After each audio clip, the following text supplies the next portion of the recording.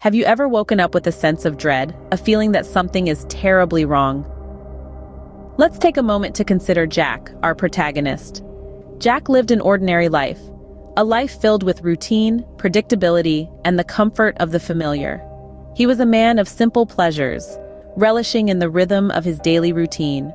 Coffee in the morning, a newspaper in the evening, and a good night's sleep to round it off.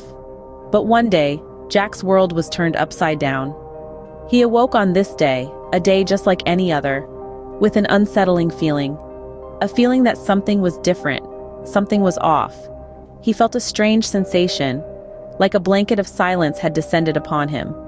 The morning birds were chirping, the coffee machine was humming, but Jack was silent. He tried to yawn, to call out, to whisper a confused hello to the world. But no sound came. No sensation of his lips parting, his teeth touching, or his tongue moving. He reached up to touch his face, expecting to feel the familiar lines of his lips, the rough stubble of his beard.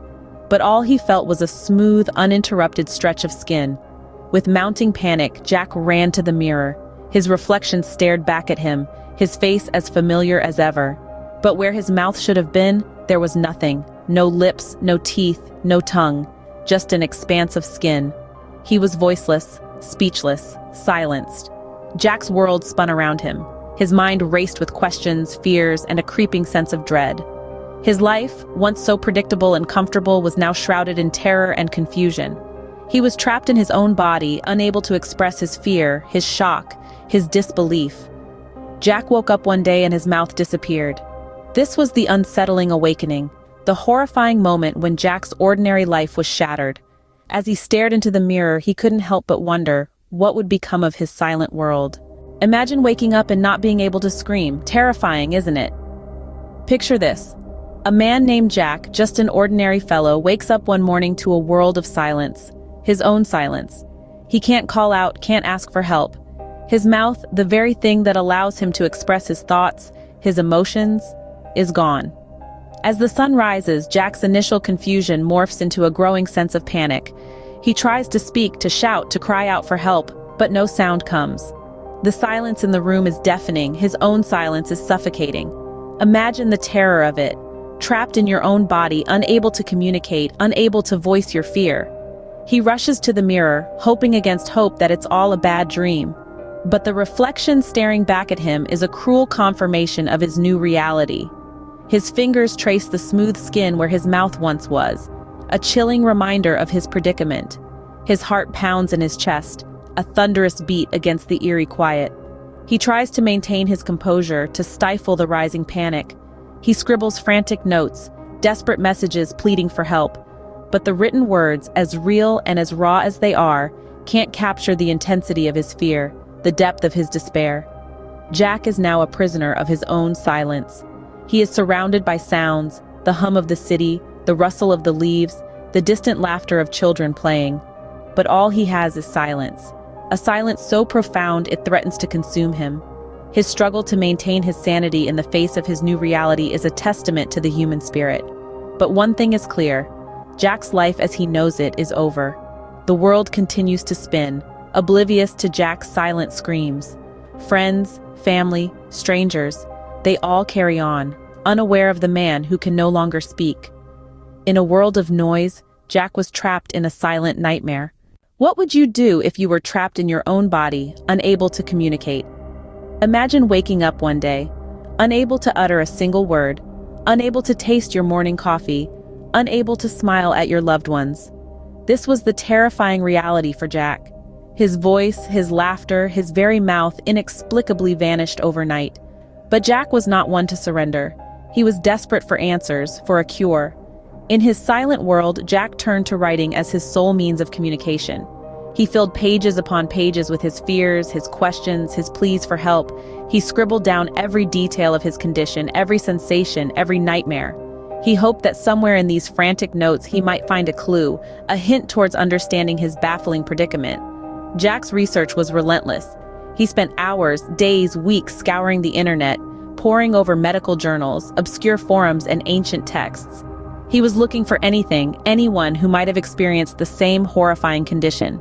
He was a man possessed, driven by a yearning to reclaim his voice, his sense of taste, his ability to express joy, sorrow, love. And then there were the doctors. Jack visited specialists after specialists, from renowned neurologists to alternative medicine practitioners. He endured countless tests, scans, and procedures. He was poked, prodded, and analyzed. But each visit ended the same way: confusion, bafflement, and ultimately, helplessness. The medical world had no answers for him. His condition was unprecedented, unexplainable. Through all this, Jack clung to a sliver of hope. But with each failed attempt, with each dead end, his hope dwindled. He was a man lost, navigating a world of silence, a world without the joy of a shared laugh or the comfort of a whispered reassurance. He was trapped, imprisoned within his own body, reaching out for a lifeline that seemed increasingly elusive. But no doctor, no medicine could restore Jack's voice. His silence was absolute. Could there be something more sinister at play? Jack began to wonder as his reality started to feel like a nightmare. He was trapped in his own body, unable to speak, unable to eat or drink. And now he started seeing things. Dark figures lurking just at the edge of his vision, disappearing when he tried to focus on them. It was as if they were playing a cruel game, toying with his sanity. The first time Jack noticed these apparitions, he dismissed them as figments of his imagination, a byproduct of the stress and trauma he was going through. But then, they became more frequent, more real.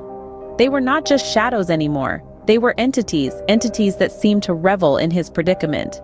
With every passing day, Jack's suspicion grew stronger. This wasn't a medical condition.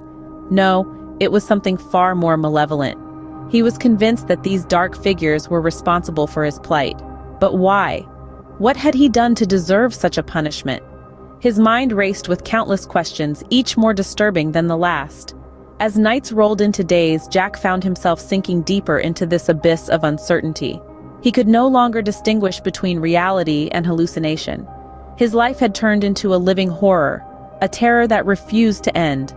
And then, on a particularly gloomy night, as he sat alone in his silent world, the revelation hit him. He wasn't alone. He could feel them, the dark figures all around him. He could sense their malevolent presence, their silent mockery. His affliction, he realized, was not of this world.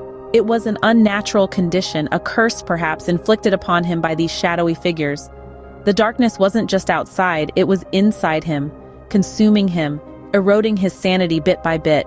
It was a chilling realization, one that sent a shiver down his spine. His life as he knew it was over. He was trapped in a silent world, a prisoner of these dark entities. As the shadows danced, Jack realized this was no ordinary affliction. The dance of darkness continued, and Jack, trapped in his silent world, could only watch, helpless and terrified. What happens when you accept the unimaginable? Let's dive into the final chapter of our tale, where our protagonist, Jack, learns to navigate his new, eerie reality. Without his mouth, Jack found himself in an unsettling silence. It was a silence that echoed within him, reverberating through the hollows of his existence. But this silence wasn't an end. It was a beginning of acceptance, a beginning of a life that was different, yet not devoid of meaning. Jack had to let go of the life he once knew, the life where he could taste the sweetness of a ripe peach or feel the warmth of a comforting smile. It wasn't easy. It was like losing a part of himself, a part he took for granted. But as he mourned the loss of his voice, he found himself discovering the other voices he possessed. He began to listen more, to observe more. His senses heightened, his perception of the world around him became more vivid. The rustling of the leaves in the wind, the chirping of the birds at dawn, the subtle changes in the color of the sky, all began to speak to him. He found beauty in the silence he once dreaded. He discovered new ways to express himself. His hands became his voice, his eyes, his smile. He learned to communicate through gestures, through touch, through his gaze. He painted, he wrote, he danced. Each stroke of his brush, each word he penned, each movement he made became a testament to his resilience, his acceptance. Through his journey, Jack found a newfound appreciation for the things he once overlooked, the things he took for granted. His silence taught him to appreciate the symphony of life that surrounded him, the symphony that was always there, always playing, but he was too preoccupied to hear. Through his silence, Jack found a new voice, a voice that didn't need words to express, A voice that didn't need sound to be heard. A voice that spoke louder than words ever could. In his silence, Jack found a new voice. A voice that spoke louder than words ever could. Y'all, we're wrapping up here, but don't you go anywhere just yet. Show some love, hit that like button. Fancy more content like this? Go on, subscribe and let that bell icon ring so you won't miss a beat. Thanks for tuning in, and remember, sharing is caring. Until next time, stay tuned.